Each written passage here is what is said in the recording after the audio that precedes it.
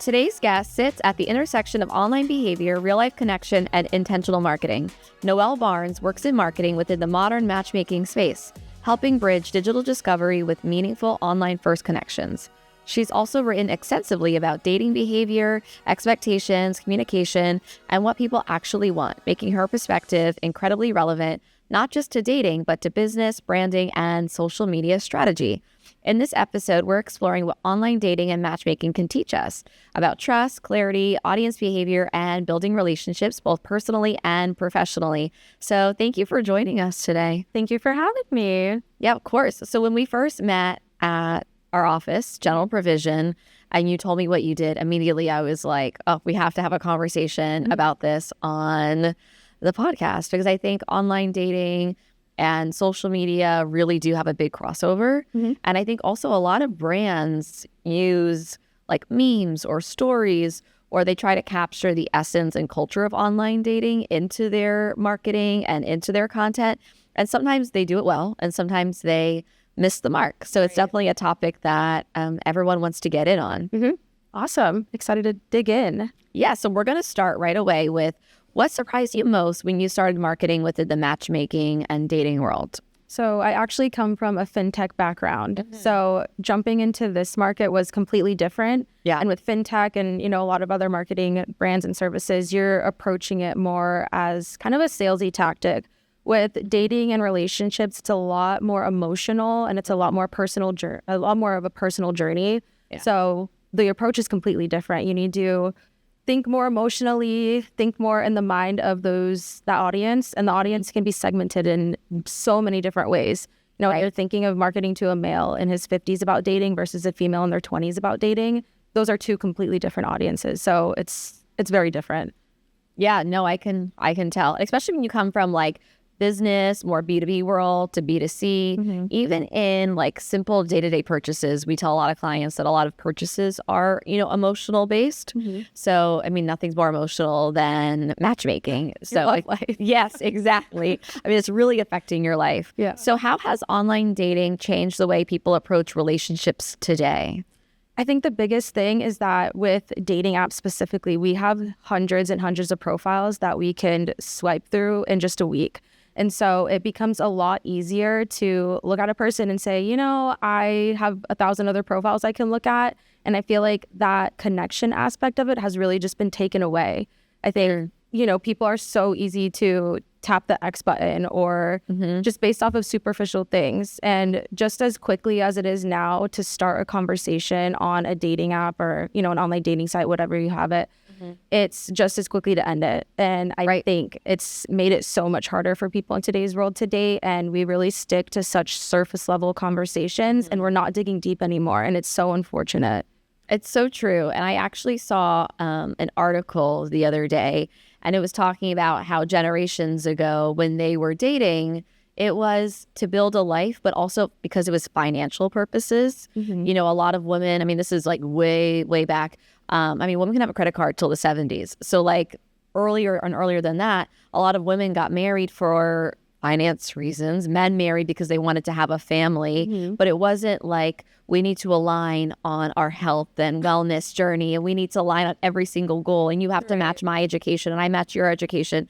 So I feel like because we're in a world where social media too and online shopping is immediate gratification. Same thing with dating. To have that connection, to have that moment with someone, that has to build. That's not going to be in one dating app conversation, in one awkward first date. Like that builds over time. Right. But nobody really wants the time because instant gratification is there. It's on to the next. And what can I get from that person? What can I get from that brand? What can I get from Instagram or TikTok? Right. So it really all goes into hand in hand. And I think also people have no attention span anymore. None. The first impressions too. I think first impressions, instead of those being made in person and we can build that chemistry, it's gone to bios, prompts, and photos. Yes. And in marketing, I even tell all my clients, you have 2 to 3 seconds to capture someone's attention and then they're on to the next. And it's the same thing in online dating, unfortunately. If that first prompt or that first photo is not aligning with what someone's looking for or what they think that they're looking for, it could be a missed opportunity or a misconnection. 100%. So why do first impressions matter so much in both dating profiles and brand presence? I think to what we just spoke to, it's not so much about making a first impression. It's about not getting eliminated. And this works for both dating profiles and in brands. So before people like you, before they want to engage with you, they're making that decision of why should I interact with this person? Yes. And that decision happens so fast. And so if you're not standing out from the crowd, you're going to be skipped over and you're going to be eliminated.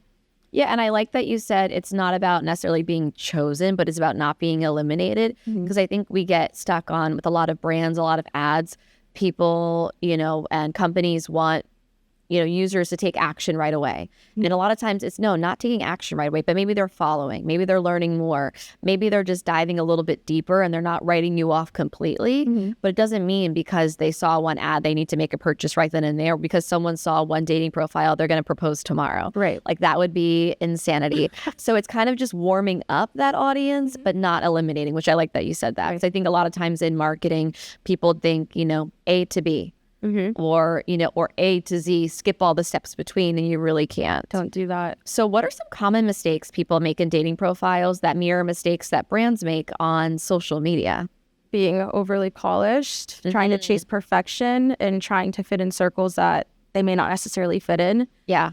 I think a lot of people on dating apps specifically, they really want to see what does a casual Sunday look like for you, or what are your quirks, what makes you laugh. I think a lot of people on dating apps tend to chase this perfect profile. And same thing with brands. They're really chasing perfection. They're trying to do what they think their audience wants. We're taking a step back and figuring out who you are, who your audience is, who your voice is, and speaking to it and just letting the right people come to you. Yeah, we talk a lot about authenticity. I think we saw a big switch in the marketing world after COVID when people were stuck at home. A lot of brands kind of, took that filter off and started making more authentic content. But then now that AI is introduced again, we're kind of getting into, or introduced even more, we're kind of getting back into some of that more filtered and polished content. And people are still thirsting for authenticity and having real content, real people, real photos. So it makes sense that would be the same in dating profiles, as well as, we talk a lot too about founder-led brands. I think a lot of people, in the past thought like, oh, if I'm the founder or I'm the owner, I'm not going to be part of the look of the company. Let the company have its own brand and I'm separate. But people are realizing it's all intertwined. And kind of the same thing with a dating profile. Like if work is part of your brand or fitness is part of your brand or, just being at the beach and hanging out with your dog is part of your brand, that should also show in that profile as well. Absolutely. So how important is clarity in messaging when it comes to attraction and trust?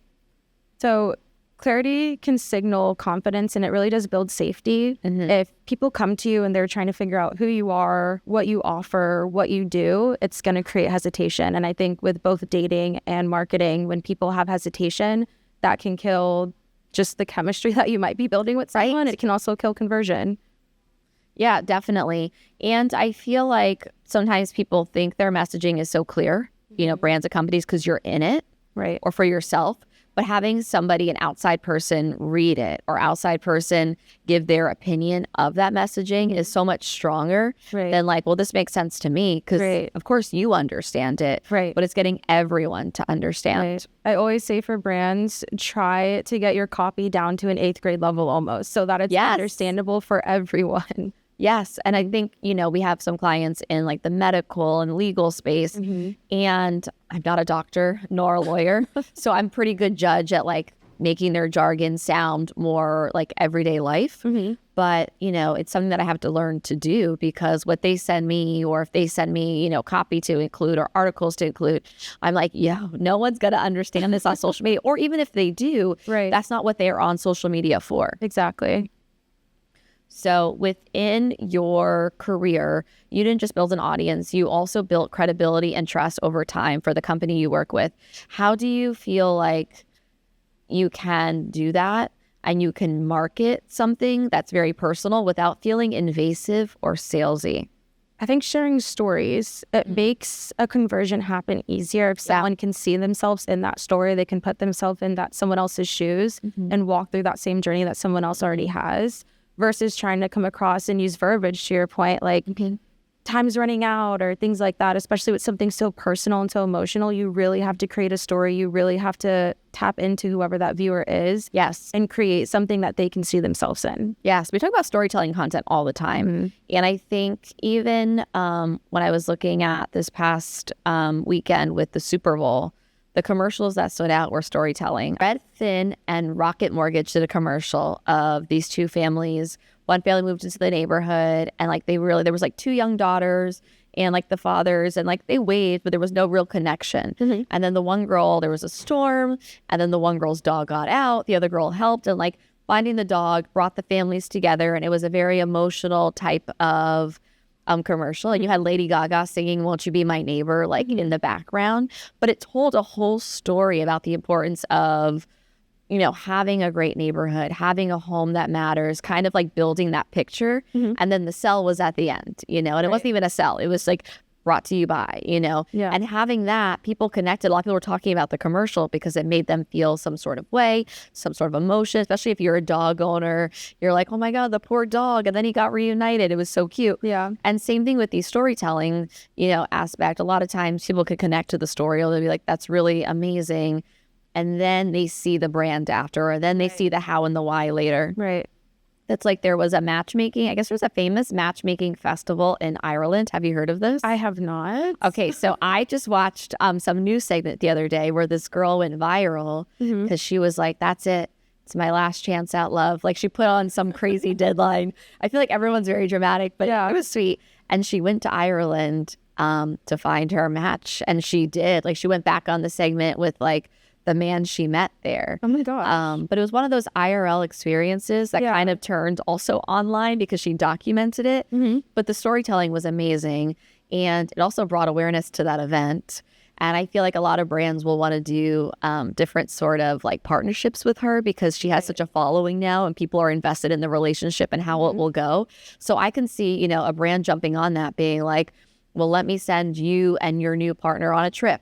Or let me send you all to dinner, you know, or let me sponsor your Valentine's Day and you continue the videos. Right. So it's interesting because that storytelling does work, and it kind of reversed it in the sense of I think she's going to get opportunities from it. So what dating advice translates directly to social media strategy? I know we talked about a little bit about authenticity, about first impressions. What else do you think matters? Just being yourself. I think for both brands and dating profiles, just be yourself. I cannot stress this enough. Yes. If you are trying to be someone else, it's not sustainable. It can become exhausting so quickly. Same thing with a brand when you're trying to, you know, be the same as your competitors or be in the same circle as, you know, everyone else. You're not going to stick out to potential customers, potential leads, potential clients. You're just going to fall in the same cycle as everyone else and you're going to be skipped over. Yeah, it's so true. And it's funny that you say be yourself because it sounds simple enough. But I think people really overanalyze what makes them them or what makes them unique or special, or they see other people online and they want to be like them. But it's like no one can be you. Right. So embrace that. And something we talk about all the time is like keeping social media social.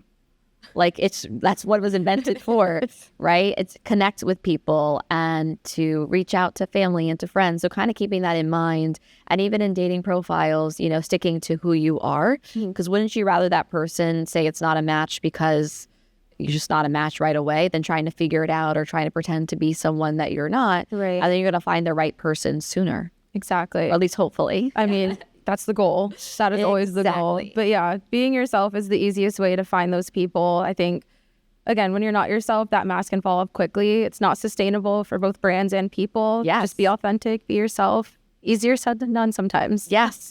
And that's where it kind of bites brands in the butt, and it could bite people in the butt too, is when they do try to go so far one way. It's almost like a rubber band, like the rubber band eventually snaps. Yeah. You know, it's the facade is gone. So we close out every episode with a few quick questions. So Noelle, it's your turn. What's your favorite current social media platform and why?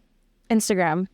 It's such a staple. Yes. It's been around for so long. It's always been a staple. I think with LinkedIn as a social media platform, it's just strictly educational, and TikTok is strictly entertaining. Yeah. With Instagram, you can get a little bit of both, and it's fun. True. It's fun. You know, there's not as much pressure as either or. You can do both. You can have fun. And again, it's been around for so long. I don't think Instagram's going anywhere. We've seen so many other social media platforms come and go or kind of die and then come back to life. So Instagram's one of the staples. It really is. And we're about the same age. And I remember when it came out in high school and we were putting like those crazy filters and like the borders and like all of that. And my Instagram, my personal Instagram, which is, this is a fun tidbit, but I really didn't archive any of that. Like I really left it. So I think I have, I will tell you how many posts I have because it's something insane. Yeah, my personal profile, I have 2,600 posts. Oh my gosh. And like maybe I archived one or two like